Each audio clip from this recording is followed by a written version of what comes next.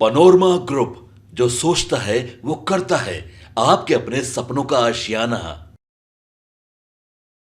नमस्कार, भारत लाइव देख रहे हैं आप और ये मुद्दे की बात है। बिहार में नीतीश कुमार की कुर्सी को लेकर के चिंतन हर दल कर रहा है कि इस वक्त नीतीश कुमार की कुर्सी पर किसे बैठा दिया जाए, जिसकी वजह से बिहार में जो एक चेहरा लगातार लोग देख रहे हैं वो चेहरा हट जाना चाहिए। सीएम की कुर्सी पर अगला दावेदार कौन है, इसको लेकर लगातार बाबा आप सभी दर्शकों से बता रहे हैं कि कौन कौन ऐसे दावेदार हैं जो इस वक्त बिहार में सीएम के रेस में सबसे तेज चल रहे हैं। लेकिन इन सब के बीच में बिहार में तीसरा मोर्चा अचानक से आ गया है और तीसरा मोर्चा प्रशांत किशोर की तरफ से तैयार किया जा रहा है।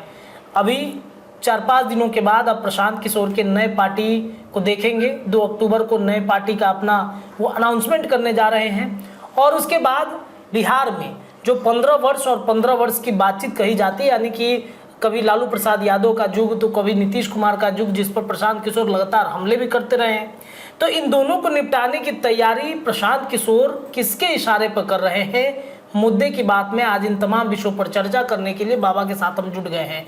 नीतीश और लालू को निपटाने की तैयारी बिहार में चल रही है।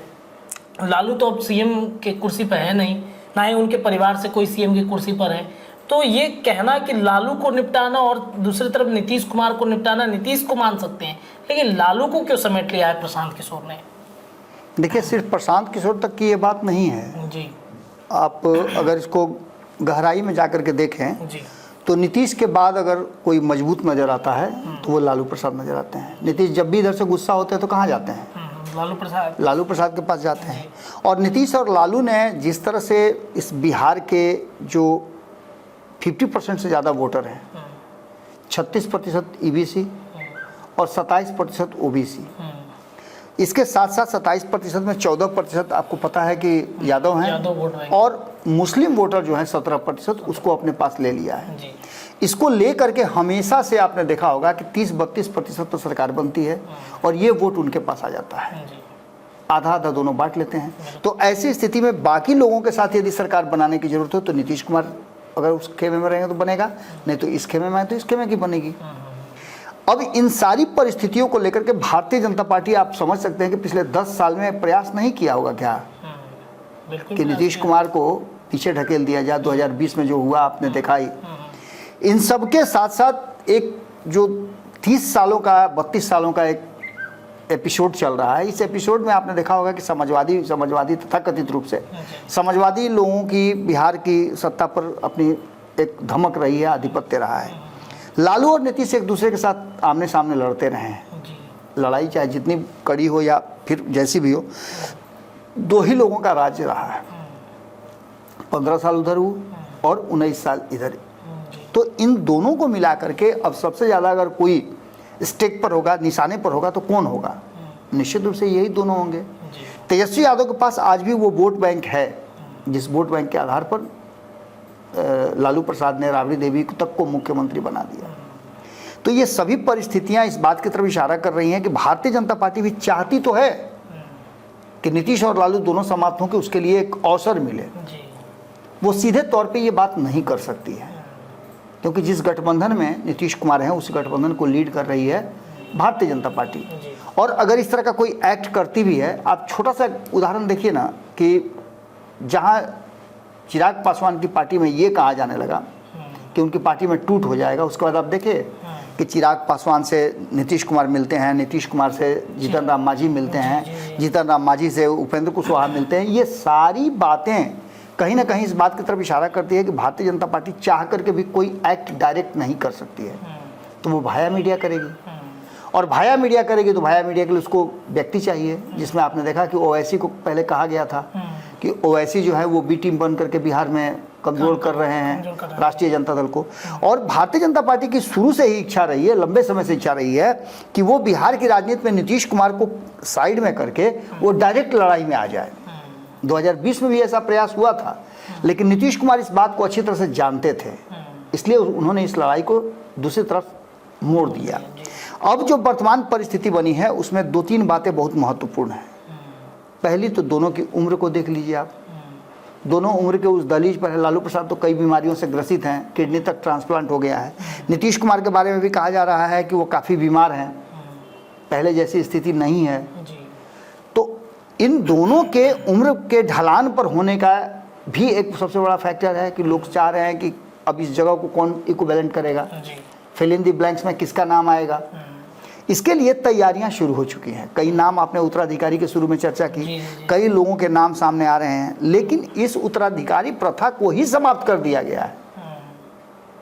अगर देखा जाए तो ये बहुत आसान नहीं था, लेकिन नीतीश कुमार ने अपने 19 साल के शासन में उत्तराधिकारी वाली प्रथा को समाप्त किया है। भले ही अनजाने में उनसे हुआ हो, क्योंकि समय समय पर वो कहते रहे हैं कि अरे मेरे बाद तो इन्हीं लोगों को देखना है, चाहे वो उपेंद्र कुशवाहा के लिए कहें, आरसीपी सिंह के लिए कहें, अशोक चौधरी के लिए कहें, ललन सिंह के लिए कहें, तेजस्वी यादव के लिए कहें, उपेंद्र कुशवाहा के लिए कहें, किसी के लिए भी कहें, किसी को भी अपने साथ लेकर के नंबर 2 का पोजीशन दे दें। ये बीजेपी के लिए तो नहीं कहा उन्होंने। बीजेपी के लिए क्यों कहेंगे? बीजेपी सम्राट को आगे बढ़ाने की बात कही। बिल्कुल आपका सही कह रहे हैं। सुशील मोदी को आगे देखिए, सुशील मोदी और नीतीश कुमार की जो जोड़ी थी, उस जोड़ी ने ये तय कर लिया था कि भारतीय जनता पार्टी का शीर्ष नेतृत्व नहीं होगा। शीर्ष नेतृत्व नीतीश का ही होगा। केंद्र में भले ही भारतीय जनता पार्टी को ये सपोर्ट करते रहेंगे, लेकिन बिहार में नीतीश कुमार ही होंगे। और भारतीय जनता पार्टी भी इस बात को मान गई है कि जब तक नीतीश कुमार जीवित हैं तब तक उनके पीछे पीछे चलना है। इसलिए भारतीय जनता पार्टी को बहुत ज़्यादा दिक्कत नहीं होती है। जब जब थोड़ा थोड़ा आप देखिएगा कि सर उठाता है लोग, तब तो नीतीश कुमार कोई ना कोई बखेड़ा खड़ा कर देते हैं, तो भारतीय जनता पार्टी फिर बैकफुट पर चली जाती है। अब ये जो प्रथा है, इसको खत्म करने की कवायद चल रही है, जो कि आसान नहीं है।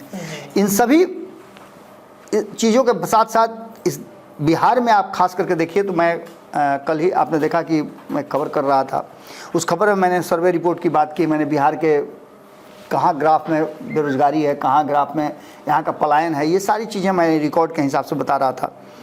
उसी बीच में एक और बात सामने आई है कि बिहार के लोगों में रोज़गार की कमी है, पलायन ज़्यादा है, खाली लोग बैठे हुए हैं। आप देखिएगा हर चौक चौराहे पर काम के दिनों में भी ताश खेलते लोग आपको नज़र आ जाएंगे। तो ये स्थिति है कि खाली मन शैतान का अड्डा होता है, आपको पता है। बिल्कुल। खाली लोग क्या करेंगे? तो खाली लोग खुरापात करते हैं।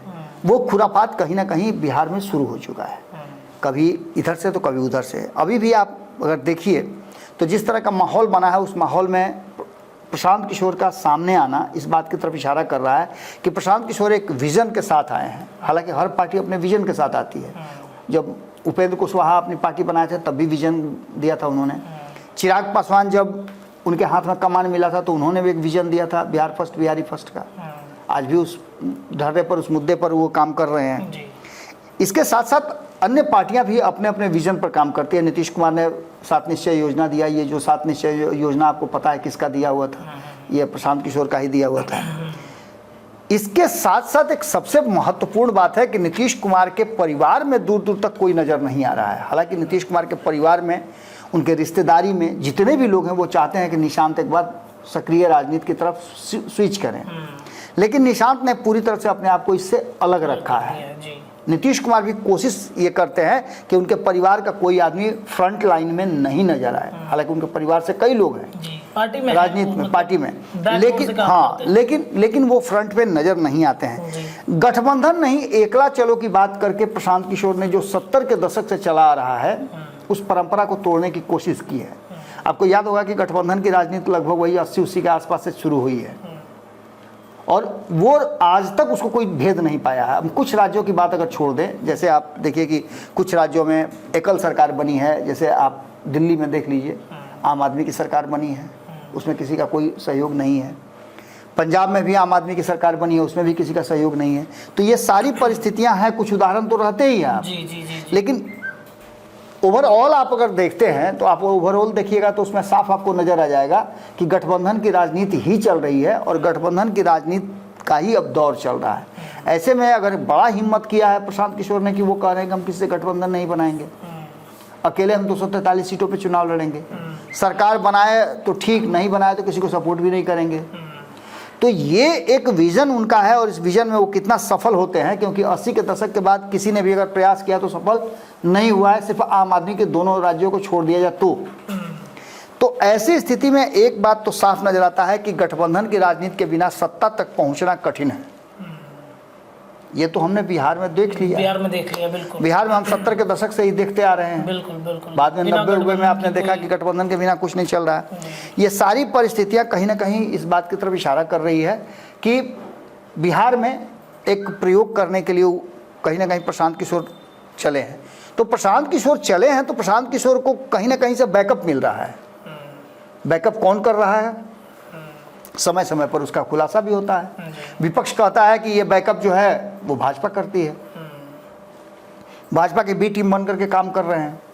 वास्तविकता में आपको याद होगा, मैंने कहा भी था कि प्रशांत किशोर चाहे ना चाहे कहीं ना कहीं भारतीय जनता पार्टी के लिए ही काम कर रहे हैं, अनचाहे रूप में हो। अभी तक तो यही है, क्योंकि जब पार्टी बनाएंगे वो, तो उस तरह का कोई आंदोलन भी नहीं हुआ है जो एकदम ड्रास्टिक परिवर्तन कर दे, रातों रात सब कुछ एकदम बदल जाए, अन्ना आंदोलन की तरह, जेपी मूवमेंट की तरह पूरा एकदम देश खोल जाए, ऐसा तो कुछ हुआ नहीं है। बिहार में जिस धारा को लेकर के वो चल रहे हैं, जिस तरह से लोगों को जगा रहे हैं, दरवाजा का घंटी बजा रहे हैं, जहाँ घंटी नहीं है वहाँ सिकड़ी बजा रहे हैं, तो लोगों को घर से बाहर निकाल करके समझा जरूर रहे हैं, लेकिन इतना बड़ा मूवमेंट अभी नहीं हुआ है कि 243 सीट पर लड़ें और 122 से ऊपर जीत जाएं। ऐसा संभव नहीं लग रहा है, लेकिन सियासत है, कुछ भी हो सकता है। तो ऐसी स्थिति में एक बात तो निश्चित रूप से है कि कहीं ना कहीं 2014-2019 की बात छोड़ दें तो इसके बाद आपने देखा होगा केंद्र की राजनीति हो या बिहार की राजनीति हो, इसमें बिना गठबंधन के कुछ नहीं हुआ। 2014 में जीत करके आई भी थी भारतीय जनता पार्टी, तो अकेले दम पे नहीं थी, सीटें उसकी अकेले दम पर थी, लेकिन गठबंधन के लोगों के साथ सरकार चला रही थी, क्योंकि उपेंद्र कुशवाहा उसी गठबंधन का हिस्सा थे जो मंत्रिमंडल का हिस्सा थे, चिराग पासवान के पिताजी उसी गठबंधन का हिस्सा थे जो मंत्री थे, तो अकेले दम पे नहीं चला रही थी। अब स्थिति है कि 2019 में भी सेम कंडीशन था, 2024 में भी सेम कंडीशन है। आप जीत करके सीटें ला दें वो अलग बात है, लेकिन बिना गठबंधन के ये संभव नहीं हुआ। अब इन सभी परिस्थितियों से बिहार का मूड चेंज करने की कोशिश कर रहे हैं प्रशांत किशोर। तो अगर मूड चेंज होता है तो उस मूड चेंज होने का घाटा और फायदा किसको होगा? सिंपल तरीके से आप समझ लीजिए कि इसका सीधा सीधा घाटा जो प्रशांत किशोर अपनी रणनीति अपना रहे हैं, उन्होंने कास्ट को तोड़ने की कोशिश की है। उन्होंने कोशिश किया है कि जो MOI समीकरण है उस पर एक नया समीकरण बना करके वो जातीय समीकरण को तोड़े। हालांकि ये बहुत मुश्किल काम है, आसान नहीं है।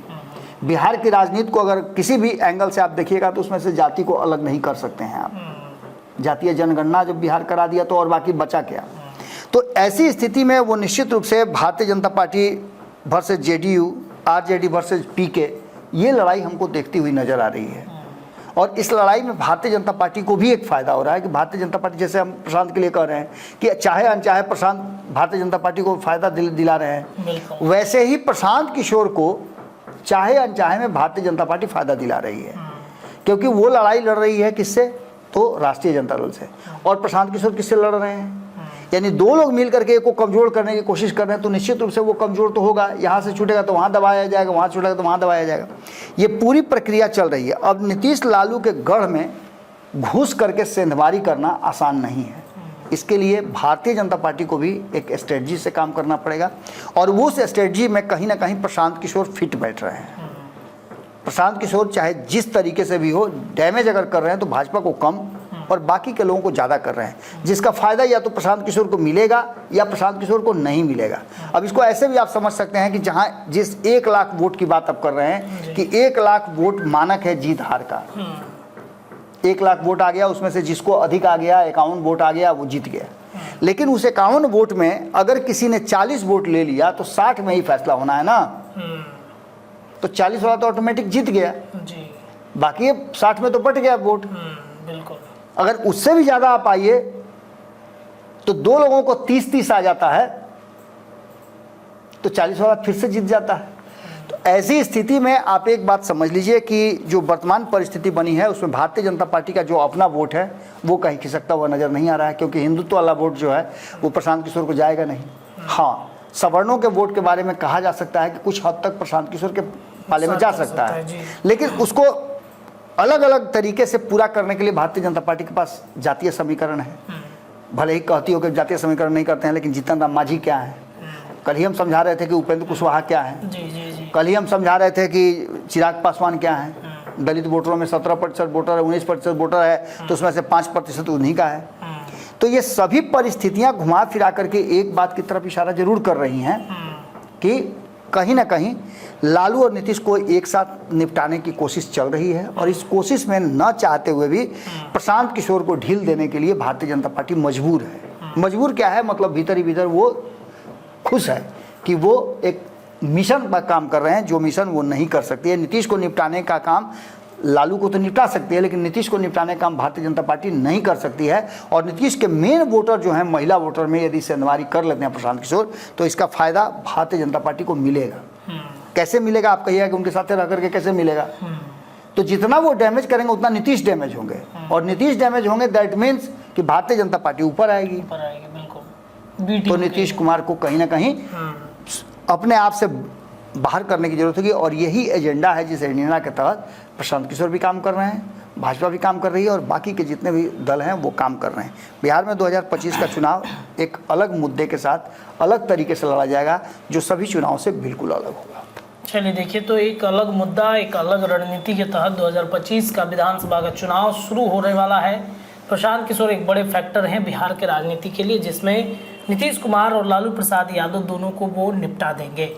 देखना बड़ा दिलचस्प होगा कि इस पर बिहार के अन्य राजनीतिक दल कैसे अपना फैसला बदलते हैं। फिलहाल के लिए इतना ही, लेकिन भारत लाइव पर आपको खबरें लगातार मिलेंगी। बहुत बहुत धन्यवाद। पनोरमा ग्रुप, जो सोचता है वो करता है। अगर ये वीडियो पसंद आई और वह बिहार के राजनीति और बिहारियत से सरोकार रखेनी, तो सब्सक्राइब बटन दबा के चैनल के सब्सक्राइब कर ली। ओजे एगो घंटी बा, ओकरा बटन दबा देला से कुल सटीक और मारक खबर रुआ मुफ्त में मिल जाई। अगर रुआ पत्रकारिता के हमनी के नया प्रयोग में सहयोग कर चाहतानी, तो ज्वाइन बटन दबा दी। पेटीएम नंबर नोट कर ली 9386816700। धन्यवाद।